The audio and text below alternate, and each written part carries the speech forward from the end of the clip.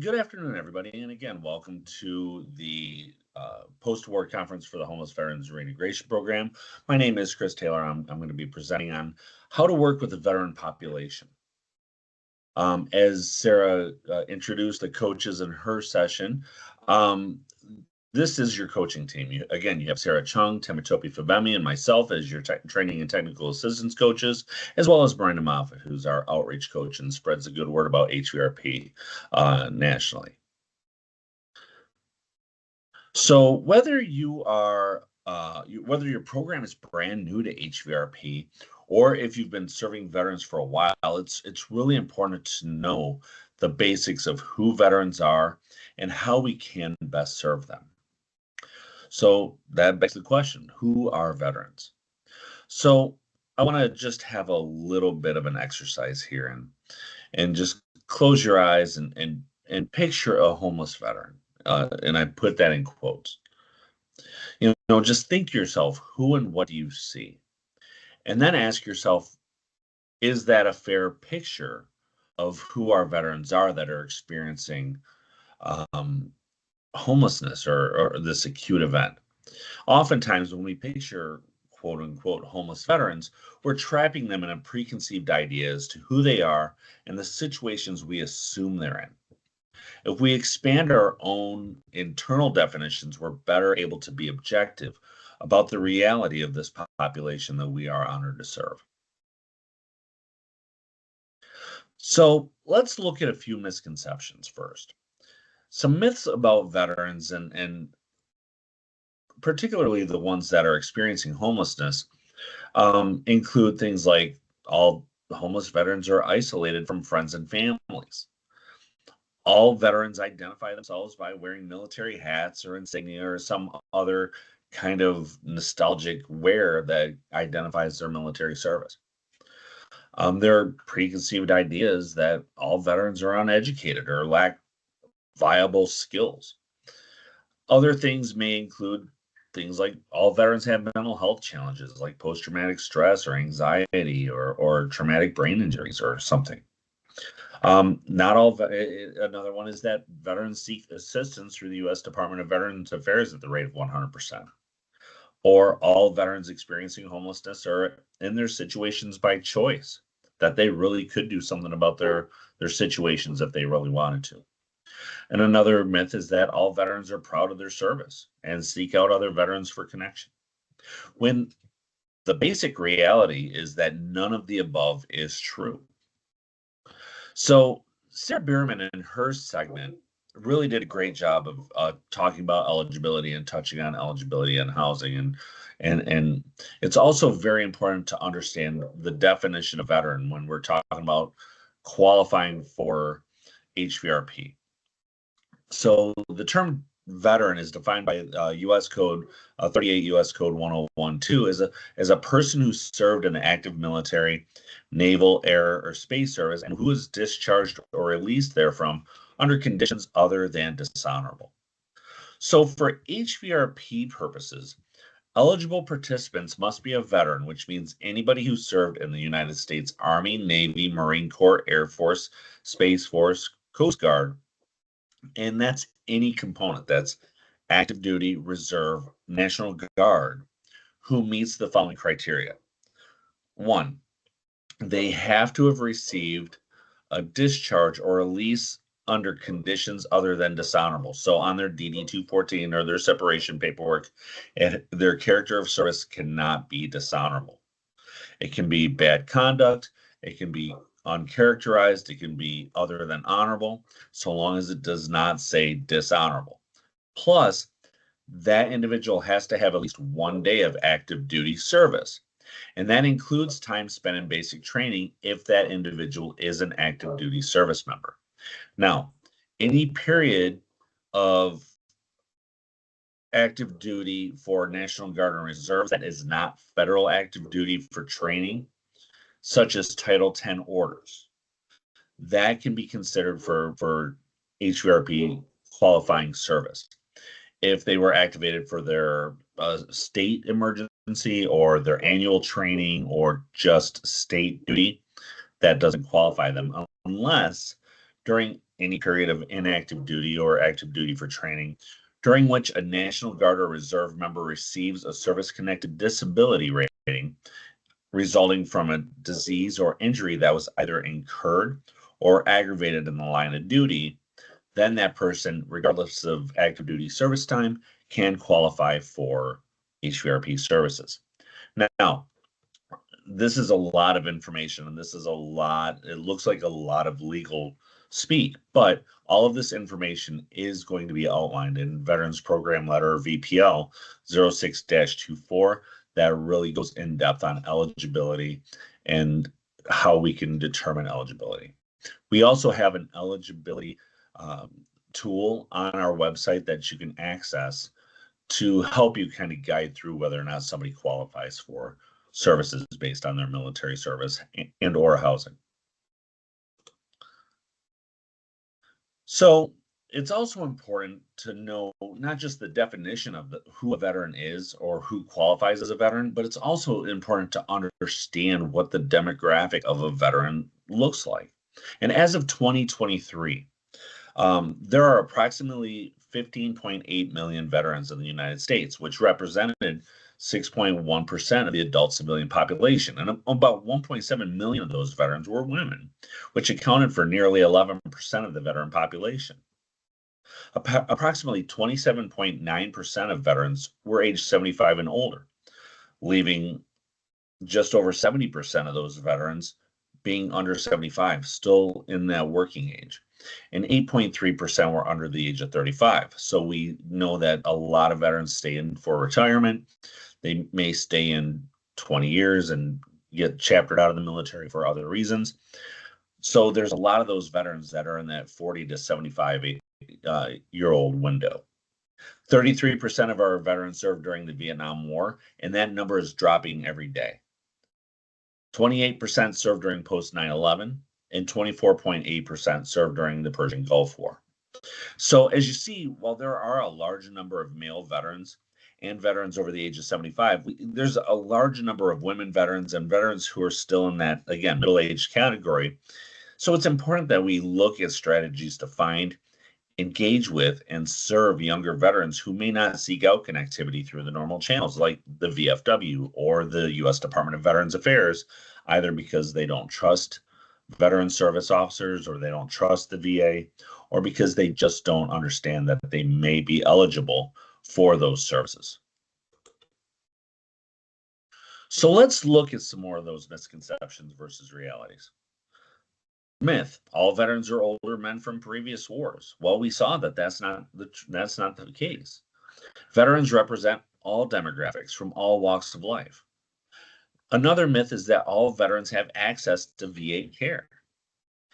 Well, many may not be enrolled or may not be eligible for services because, again, they may not understand that they're eligible. Maybe they have a bad conduct discharge or an other than honorable, and they don't understand that they're eligible for any kind of veteran services. And another myth is that most homeless veterans or veterans who are experiencing homelessness served in combat, when in reality, homelessness is more often related to systemic issues. Systemic housing issues, income or unemployment rates, the job market, mental health concerns, or lack of resources. So I keep kind of going back and changing how I'm saying the word the words homeless veterans. So I want to challenge all of you who are on the call, and let's change the narrative. Normalize avoiding saying homeless veterans as a way to refer to your program participants. Instead, refer to them as veterans who are experiencing homelessness or housing instability. Repeatedly calling someone a homeless veteran can lead them to adopting that as a part of their identity. Whereas if we reframe it to something external, something that's happening to them, that then becomes something that is not part of who they are, but something outside of them that is a problem that can be fixed and something that we can help them address. So here's a question, and I'm I just again want you to think about this. You don't have to enter your thoughts in the chat, but just think about this. Is the term veteran simply a title, something that somebody has earned, or is it a part of a person's identity? And as you think about this, think about whether or not, if it is an identity, is it something that they want? Is it something that I really take on willingly, or is it something that we assign to them? So the answer is kind of both, and it really depends on the person.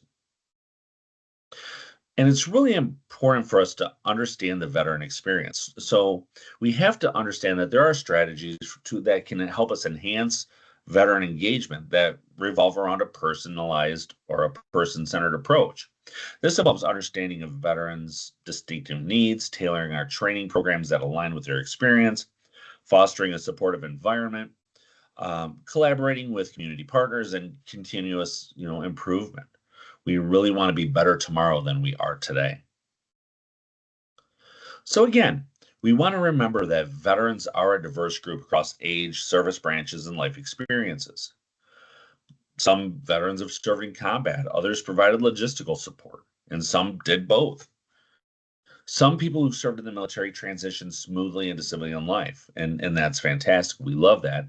But a lot of others face systemic and personal challenges.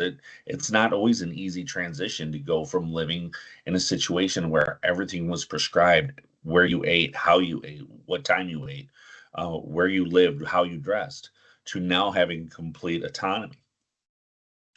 And veterans may not identify themselves openly due to a lot of reasons, whether it's because of their military experiences. It could be a gender situation. It can be prior service experiences. Maybe they just want to put some of that behind them. It could also be stigma. Maybe they don't want to identify themselves, particularly to employers, that they've served in the military, because they're worried about the stigma of things like post-traumatic stress, or the potential for hostile interactions with coworkers. So let's look at some more of the common barriers that our veterans are facing. So as you work with veterans, and some of you may have come from other arenas, and if you're new to veteran services, I hope that you can start to learn more about some of these things and how to provide services to assist our veterans. As we build up our programs and we develop our robust arsenal of external referral sources, you know, that's going to help us with a 360-degree approach to how we serve our veterans. And we have to have those resources. We provide great services in employment and breaking down those employment barriers, but we don't do everything. So we have to have those resources to assist with the housing insecurity. A lot of our veterans are facing eviction. A lot of them are experiencing homelessness or temporary housing after service. Some of our veterans are experiencing mental health challenges. That post-traumatic stress, moral injuries, depression, substance use, addiction can be an issue. Family therapy, family struggles. So it's really important to have the external resources that we can refer our veterans out to, both from the VA as well as non-VA resources. A lot of our veterans may have experienced employment gaps, and some employers may still wrongly think that military experience isn't viable experience. So they look at that as an employment gap. So it's important to understand how to help them navigate those. Some of our veterans that you serve, particularly all of those that are operating in an incarcerated veterans transition program, or the IVTP that Sarah mentioned earlier, all of your veterans are going to be experiencing some kind of justice involvement. But even in HVRP, you may have some veterans that have justice involved backgrounds, that may be working with the veterans treatment courts, that may be working with parole or probation officers, and maybe really trying to right their life and get reintegrated into the workforce. And a lot of our veterans, a lot of people, myself included, I served 10 years in the Army, and when I got out of the military, I didn't have anybody to help me navigate things like the VA, what benefits I had available through the state of Michigan, or there was just a ton of information and nobody to help point me in the right direction. I didn't know how to file a disability claim. So help your veterans learn how to navigate the system, because that's another one of those big things that you're going to find that they are experiencing. And it is really important to remember that not all veterans experience these challenges. Some of them come out and they're able to just navigate and just operate fully independently and seem to do okay. But having that trauma-informed mindset means we have to assume that our veterans may be experiencing something that we don't understand, and we have to approach those conversations with the mindset that says, we're going to help you with challenges if you have them. We're going to help you navigate these waters. So it means, just don't reduce our veterans to only the challenges that they have. Let's focus in also on the strengths, because that's really important. So as we look at these common barriers, we have to really focus in on how we can normalize certain conversation pieces. Use open-ended, non-assumptive language like, have you or someone in your household ever served in the military? Rather than, are you a veteran? Because again, that person that served, that has that bad conduct discharge and thinks, well, that's it, I don't qualify as a veteran. Well, yeah, they kind of do, because, well, they do. So we have to make sure we're asking the right questions and we're framing our approach to conversations from a point of curiosity. Awesome. So you did serve in the military. Tell me more about that. So, okay, so you served active duty. You have an other than honorable discharge. Well, great news. Let me share some information about the benefits that you're entitled to.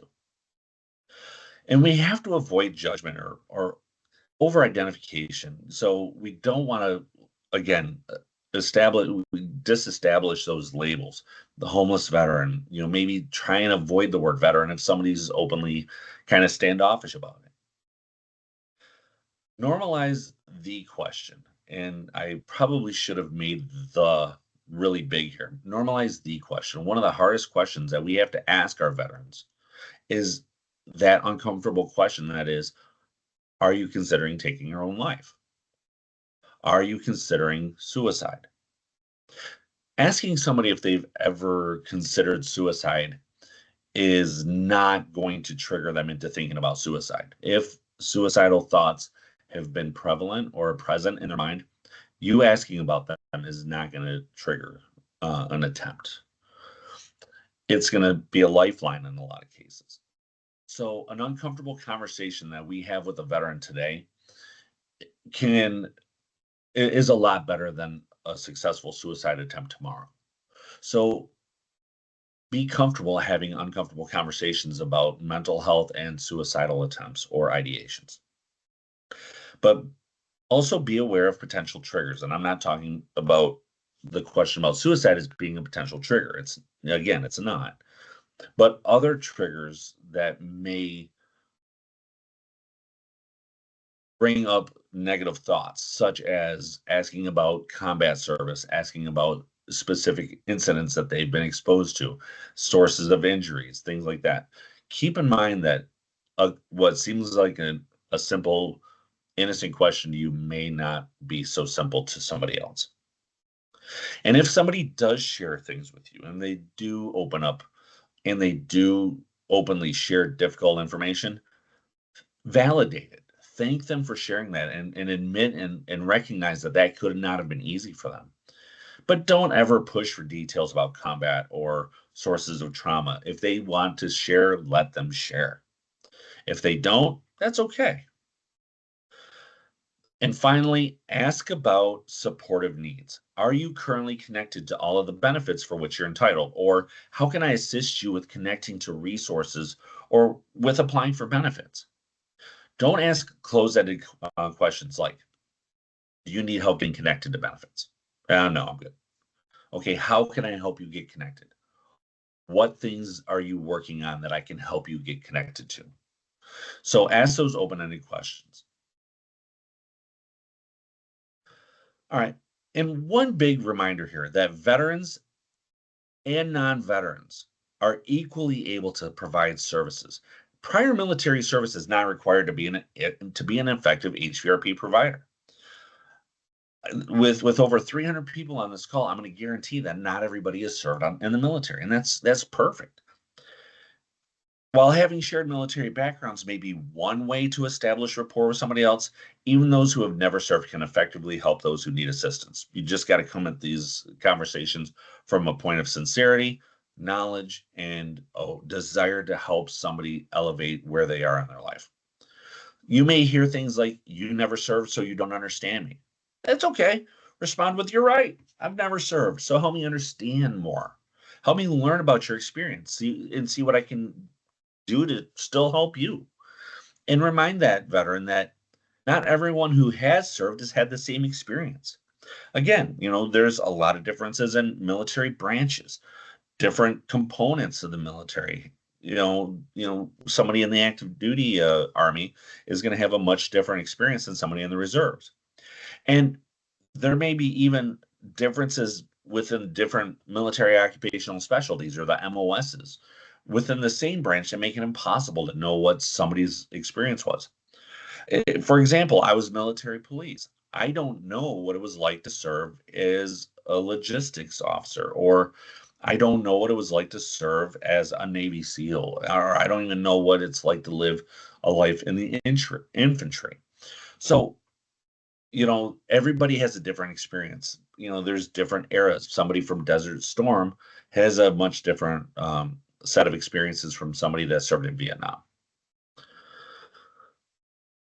So it's really important, to remember that the way in which we communicate with our veterans is as important, if not more important, than what we communicate to our veterans. So let's talk about a few ways to engage with our veterans in a way that builds trust and builds rapport. So, respectful inquiry, asking the right questions during the intake process. Again, be respectful during your verbal conversations with participants, but also, again, normalize asking difficult questions about barriers to employment. Respect all forms of service. Yes, if you've served and you're talking to somebody, the jokes may come out. And you may want to, joke about the Air Force, or joke about, the Army or the Marines, and have that fun banter, but do so from a point of respect. And remember that the word veteran may not resonate with everyone, and be respectful of that. If somebody says, "Well, I don't consider myself a veteran," okay, talk about prior service. When you served, or, during your time in the Army, or during your time in the Space Force, whatever it may have been, be respectful of that. And be sensitive to the trauma history and disclosure hesitations. Again, don't pry, don't push. And help, try building trauma informed language that helps veterans feel safe to disclose information and engage with you. And it's really important to remember that we want to build rapport first. Focus on the relationship. Don't focus on their status as a veteran, or don't focus on their position yet with your HVRP. Work on building a relationship with that person and help them understand why they should trust you as a provider. Ask open-ended questions about their goals. Ask them about, where they see themselves. So what's their dream job? What's stopping them from getting there? And be willing to discuss your shared experience, not only your shared military connectivity, if you're a veteran yourself, but also talk about those other things. Okay, so I'm 50 years old. I served in the Army for 10 years. I've got 40 years of additional experience that helps build who I, Chris Taylor, am. We're more than one dimensional. We're humans. We have other similarities. I will talk all day long about football with somebody. I love camping. I love RVs. I love smoking food, and I love to golf. So there's a lot of other things that I can talk about with somebody to help build common thread, and to really help break down the idea that it's a you versus me conversation, and help a veteran become more comfortable with talking to me as a human. So again, some veterans may not want to talk about their service. Respect their silence. Focus on support, not their story. But if they allow them the opportunity to tell their stories, that is a show of trust. That is a sign of trust, and be respectful of that. Thanks for sharing that. Would you like to explore specific resources? How can I help you, understand what resources are available? And can I follow up with you about that later? All right. So Be mindful of what we communicate and how we communicate with our veterans. Next, let's talk a little bit about referral and navigation strategies. And I know I'm down to just a little bit of time left. So, as you're building out, we've talked about the importance of having strong referral resources. List out those major categories: the housing, employment, healthcare, legal aid, education, peer support, and build out resources for all of those things. And brainstorm with your team about what resources you want to have connections for. And identify the federal resources. What federal agencies are there to help with that? What state agencies? I know here in Michigan, we have the Michigan Veterans Affairs Agency, which is fantastic and does a lot to help our veterans. And also understand what the local, the county resources are, the city or village resources, and know how to access those. Use a shared document, across your team, a spreadsheet, Google Doc, or something like that, that all staff can access and have updated information to. Make sure you have names, referral protocols, if you have a relationship. And start small. Build your resource map from the agencies you already referred to and then expand. Because what happens if you go to the same agency over and over and now they're at capacity? They can't take on any new clients. What are you going to do? Have backups and backups to your backups. Use clear contact information, hours of operation, what does their eligibility look like, and update it quarterly at a minimum so it's reliable in real time. Make sure you're following up with your resources as often as you can, and maintain good lines of communication. And remember, warm handoffs are more effective than cold referrals. If you have somebody that you have a relationship with and they're introducing you to somebody else, make sure that you're getting a really good introduction to them. But also, when you're referring a veteran to an external resource, pick up the phone and call with them. Confirm eligibility with that resource and make sure that they have an available slot before you refer a veteran to them. Document those referrals and outcomes. Help strengthen the coordination between the two programs. And always ask the veteran and get it on a release of information if you can follow up with the provider and follow up with the veteran. The set it and forget it method doesn't work for referrals. Always confirm this handoff and keep notes. Follow up with the case managers, follow up with the veterans, and make sure that referral goes through. And if it doesn't, follow up with the veteran and just, see if there's another way that you can approach it. And always empower your veterans by asking how much they'd like you involved in the follow-up process. And, ensure that, again, that a release of information or a memorandum of understanding is signed by between you and the other agency, and that release of information is signed between you and the veteran. All right, so again, connect regularly with your local VA point of contact and your SSVF providers, those supportive services for veteran families. Introduce yourself to veteran service organizations like the Disabled Veterans American Veterans, your local VFWs, and our American Legion, and get involved with your continuum of care. So know who your veteran service officers are, and attend those veteran coalition meetings in your service delivery area, and offer mutual support. You refer to them, and you ask that they refer back, and build a two-way referral system as necessary. And again, referrals are stronger when they're rooted in real relationships. A 5-minute phone introduction or showing up to a meeting can make a big difference if you're trying to get a veteran into some other program. Make yourself available and show genuine interest. All right, so again, key takeaways from today: veteran identity. There's no single veteran profile. Transition challenges are real. Again, veterans often face difficulties. Strengths must be recognized. Understand that those valuable, strengths that a veteran brings, such as discipline, adaptability, and leadership, can really improve a veteran's chances in a workplace. Avoid assumptions. Don't assume somebody is or isn't a veteran. And use open-ended language like, have you ever served in the military? Or, tell me about your military service. Again, resource navigation is critical. Effective referrals with warm handoffs can make the difference between housing stability or a veteran slipping further into crisis. No one program can do it all. Make sure you've got a robust portfolio of other programs that you can lean on, and follow up, close loops, and make sure that every contact you have, either with a provider or with a veteran, is a chance to restore trust, identify needs, and support a veteran's long-term stability.